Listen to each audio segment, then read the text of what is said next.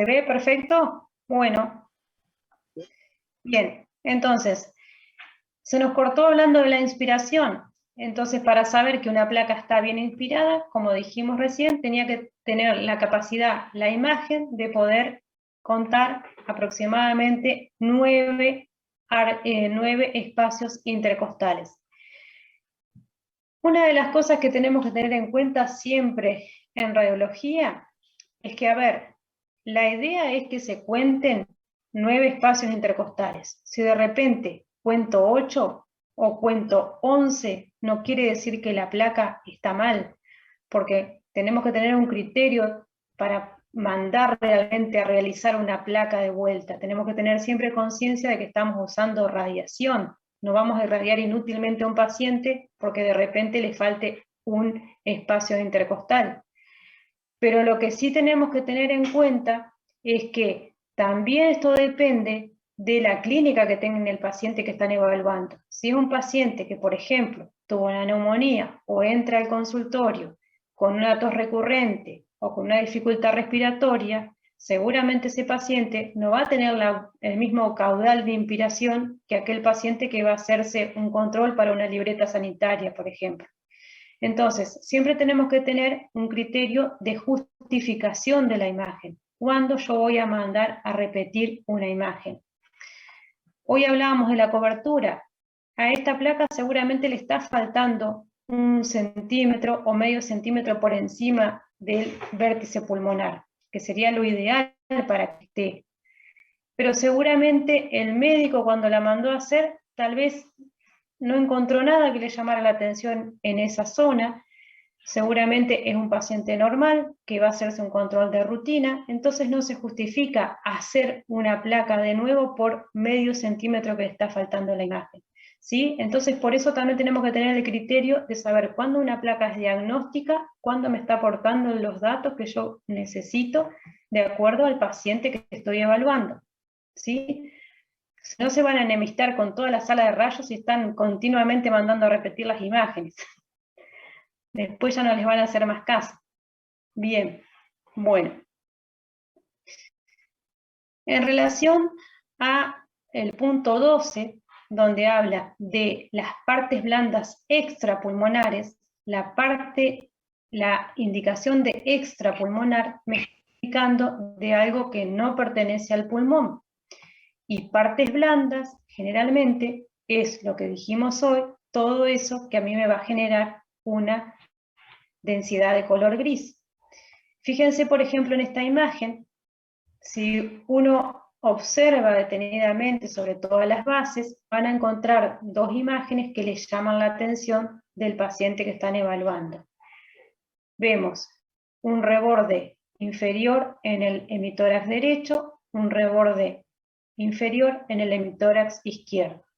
Tienen casi la misma particularidad.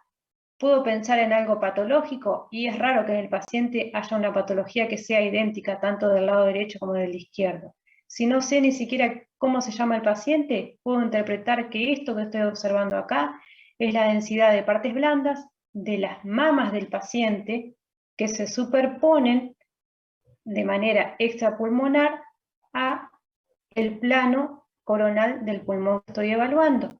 Entonces, una densidad de partes blandas de color gris extrapulmonar puede ser tranquilamente la superposición de estructuras blandas de la mama, en el caso de un paciente femenino. De hecho, si a ustedes les preguntan, por ejemplo, en un examen, si este es un paciente femenino o masculino, podríamos decir que es femenino porque tiene la presencia de sombras mamarias. Hoy por hoy es muy difícil asegurarlo, tengan en cuenta de que hay pacientes que a veces son trans y podemos tener este tipo también de patrones, así que, pero sí sabemos que esto pertenece a sumación en partes blandas, no pertenecen propiamente a el parénquima pulmonar. Otra densidad de partes blandas que podemos encontrar es, por ejemplo, en pacientes muy obesos, en pacientes a veces grandes, colgajos, como por ejemplo esto, que pertenecen a los colgajos que hay en los brazos, a esa densidad grasa, a esa piel que sobra y que al momento de levantar el paciente los brazos hacia arriba para hacer un perfil, cuelga y me genera una superposición sobre la estructura del campo pulmonar que estoy observando. Esto que estoy observando acá no lo voy a considerar como una patología pulmonar, sino como una superposición de partes blandas extrapulmonar. Por eso también es importante siempre tener en cuenta qué características tiene el paciente anatómicas, la edad, y reconocer siempre qué puede o no pertenecer a la estructura que estoy evaluando. ¿Queda claro eso?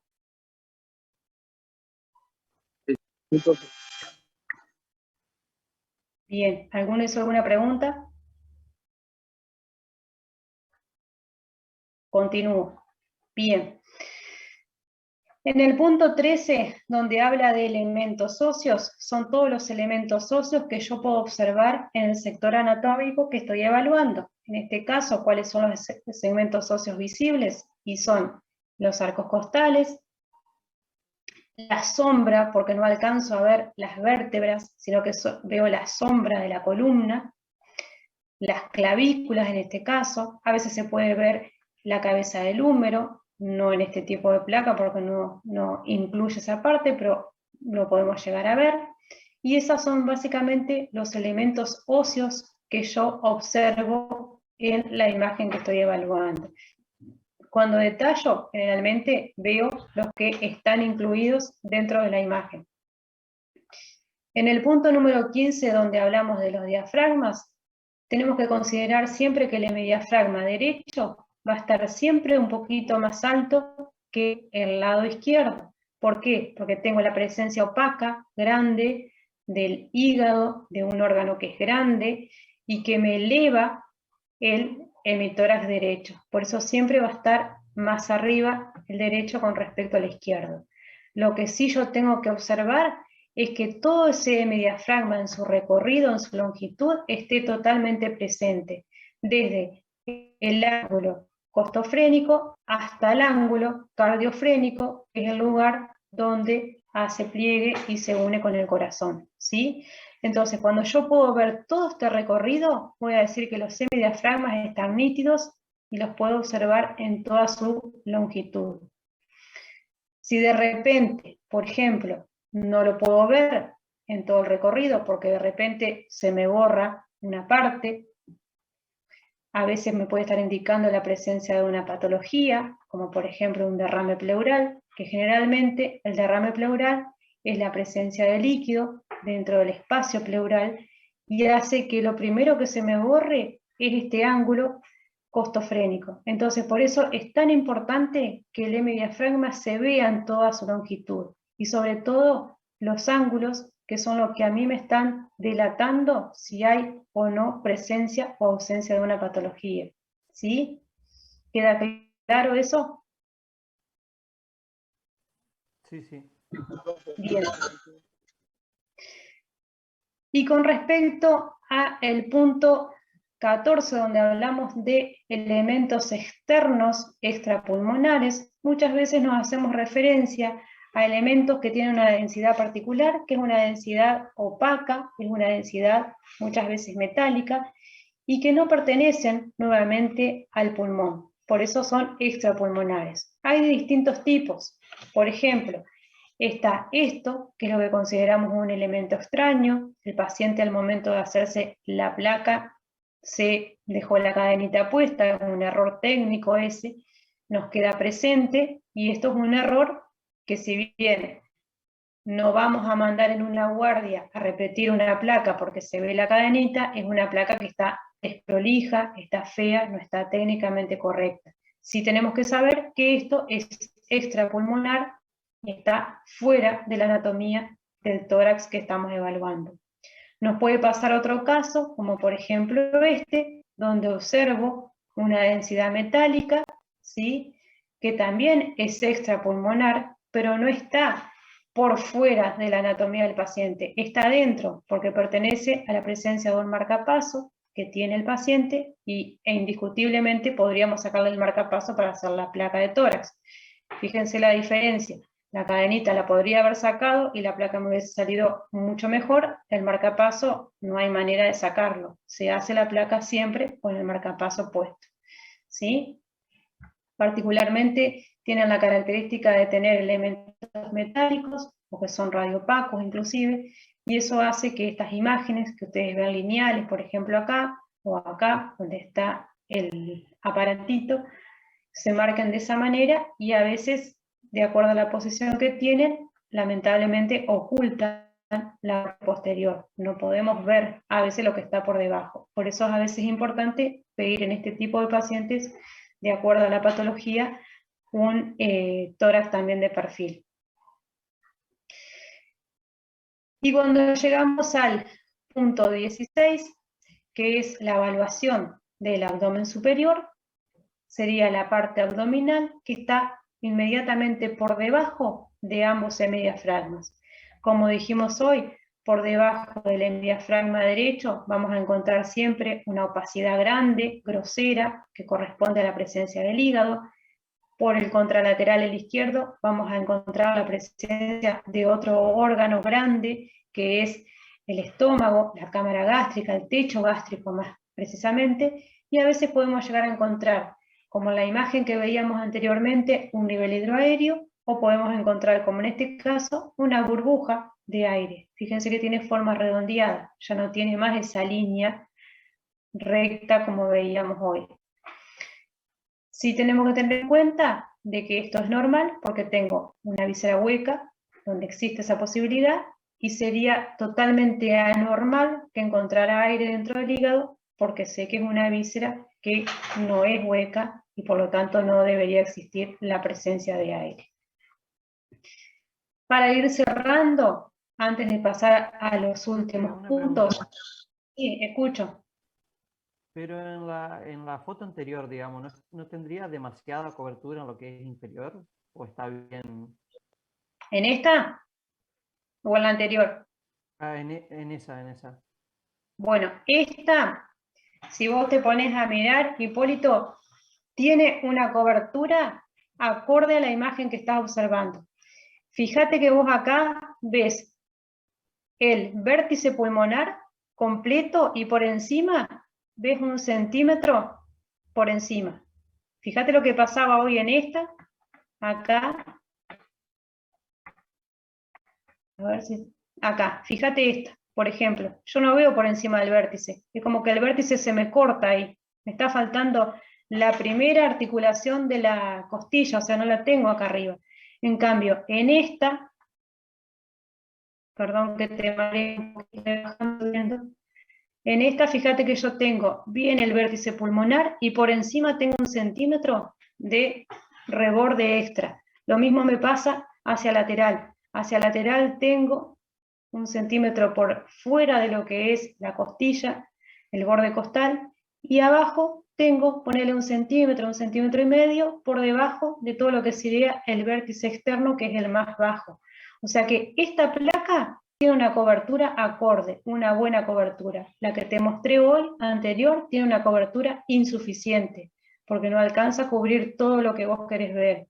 Si, por ejemplo, esta placa, yo estaría viendo la cabeza completa del paciente y hasta, por ejemplo, el codo del paciente, estaría diciendo que tiene una cobertura excesiva, es demasiado grande.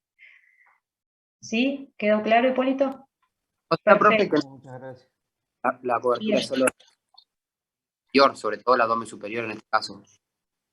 Sí. Se me cortó tu primera parte de la pregunta, Luciano. No, digo que entonces esta parte de abdomen superior no solo evaluamos el abdomen superior, sino la parte superior de la cirugía. O nos centramos solo en abdomen superior. Te escucho todo entrecortado, Luciano. Perdón, debe ser porque estaba ahí apoyado ahí mejor. Que entonces, o sea, en esta parte...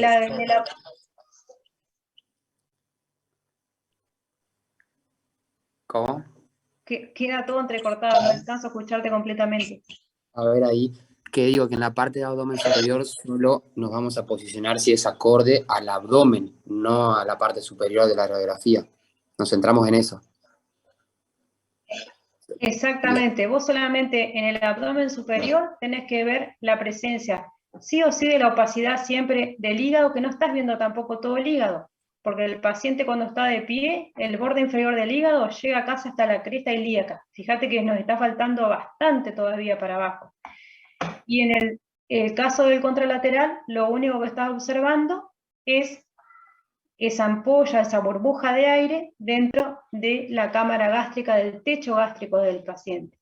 Entonces, cuando llegues a lo que se llama abdomen superior, vos tendrías que poner en el lado derecho, veo la opacidad correspondiente a la presencia del hígado, en el lado izquierdo veo la presencia de una burbuja aérea, si te animás a poner radiolúcida, mejor, eso está indicando de que sabes qué densidad radiológica tiene, que corresponde a la presencia de aire dentro de la cámara gástrica. ¿Quedó claro? Sí, genial. Perfecto, David. Bárbaro. Bien. Entonces, fíjense cómo cuando uno hace la lista de cotejo, no necesariamente tiene que hacer una descripción, sino que en cada uno de esos puntos tiene que poner la palabra exacta, la palabra justa. Cuando dice cobertura, poner cobertura buena, insuficiente o excesiva, nada más. Cuando uno habla de si tiene una buena penetrancia o no la placa, pone, si soy capaz de distinguir las tres densidades, pongo buena penetrancia, observo las tres densidades. Mala penetrancia, observo solamente la densidad ósea, por ejemplo. Observo solamente la densidad radiolúcida. Fíjense que no necesitan en cada punto hacer un texto de lo que están observando, sino la palabra justa, nada más que es lo que hace la lectura ordenada de la imagen que están observando, ¿sí? De hecho, después cuando los que ya han hecho acreditaciones, siempre les decimos, pongan número 1, la palabra exacta, número 2, la palabra exacta. No es necesario que hagan un texto en cada uno de los puntos, ¿sí? Bien. Y para ir cerrando, así no los aburro tanto conversando, cuando hablamos de mediastino y bordes mediastinales, que es hasta acá donde vamos a llegar ahora, tenemos que tener en cuenta que la de todas lo que está evaluando es el espacio virtual del mediastino. Nosotros no podemos evaluar el contenido que hay dentro del mediastino. No podemos distinguir, por ejemplo, dónde están las aurículas del corazón, una por uno, o los ventrículos, ¿sí? No podemos ver el contenido adentro de todo lo que son los vasos, de todo lo que está pasando por ese mediastino. Para eso tendríamos que hacer un corte axial en una tomografía, por ejemplo. Pero sí lo que podemos observar son los bordes mediastinales, que son los bordes que hacen pared el corazón con el pulmón que tiene a su alrededor, que está adyacente. Entonces, cada una de esas curvaturas que corresponden a el borde mediastinal está indicando la presencia de un contacto de una de las partes de ese contenido. Por ejemplo, esta imagen que termina en punta, que es lo que normalmente conocemos como la punta cardíaca, me está demostrando que en este lado está el ventrículo izquierdo del corazón. Esta imagen que yo veo redondeada, que generalmente en pacientes adultos, en pacientes mayores, es más prominente y a veces inclusive puede llegar a tener calcio, está calcificada, es el callado aórtico, es lo que está marcando esa curva que hace la aorta cuando está saliendo desde el corazón. Entonces, esto, si bien yo al callado no lo alcanzo a ver, pero sí estoy observando ese reborde que me genera, ¿sí?, al ser contacto con la pared del pulmón. Entonces, cuando uno hace la lectura de una placa de tórax, siempre lo va a hacer desde continente hacia contenido. ¿Cuál es el continente? Todo el borde costal, ¿sí? Y desde el tejido celular subcutáneo va a empezar a recorrer toda esa imagen hasta llegar al interior, que es el espacio virtual, donde está presente el mediastino, ¿sí? Entonces, no vamos a poder observar el contenido del mediastino, pero sí los bordes mediastinales. Y a partir de ahí podemos decir si algo nos llama o no la atención. Fíjense que el contralateral a eso sería la presencia de la aurícula derecha. Tenemos después todo lo que son las partes de la aorta ascendente, un reborde acá que corresponde a la vena cava superior. Fíjense que cada una de esas formas que tiene ese mediastino nos está mostrando el contacto íntimo que hace la pared del pulmón con el espacio mediastinal virtual, ¿sí? Que es muy importante, es una de las partes también que se incluyen dentro de la lectura del tórax. Cuando nosotros estamos sabiendo si un paciente tiene, por ejemplo, una cardiomegalia o si hay alguna anomalía cardíaca, es muy importante evaluar el tamaño del mediastino, saber si ese mediastino está agrandado o no. Por eso es importante todos esos patrones técnicos que dijimos en cuanto a la relación de hacer una placa de tórax que tiene que tener. Bueno, chicos, los otros puntos de la lista de cotejo están más relacionados a todo lo que es en sí la parte patológica que vamos a ir descubriendo en una imagen. Nosotros, para poder llegar a descubrir la patología, primero tenemos que saber si la placa que tenemos enfrente. Si bien ustedes como médicos no van a tener la necesidad de saber cómo se hizo la placa, porque eso corresponde, digamos, a los técnicos, al quien confecciona y quien realiza la placa, pero sí es importante que ustedes, a partir de todo esto que fuimos detallando, sepan con seguridad si lo que van a ir leyendo es realmente verdadero de acuerdo a las características técnicas de la imagen que están evaluando, ¿sí? Como siempre digo, el día viernes las consultas se hacen largas y a veces, al no ser obligatorios, no siempre tienen que estar, pero aprovechen esa instancia de tener la posibilidad de estar con un médico especialista en diagnóstico por imágenes, que por ahí les puede sacar dudas con respecto a ciertas cosas que hoy tal vez no les quedaron claro, después leyendo les sale una pregunta y es la posibilidad que tienen para evacuarla. Si algo surge más adelante, en el próximo